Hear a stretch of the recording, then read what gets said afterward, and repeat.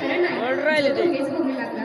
पलीकडे इंग्रज, तिकडे निजाम, तिकडे मोगल, जो तो हेच बोलू लागला. राजाची सेना मुठभर, कानाला कसा ठोकणार, काय लढवावं म्हणणार, चिंतेत पण सरदार. महाराज, आपला जीव मोलाचा आहे. खाण्याचं सही आफत आहे. त्याच्या समोर आपला टिकाव लागणं अवघड आहे. काही दिवसांसाठी आपण आपल्याच निघून जावं. काय म्हणालात रायबा?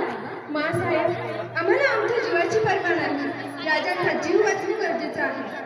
रायबा, शिवबा केवळ आमचा मित्र नाही, तर अवघ्या मराठा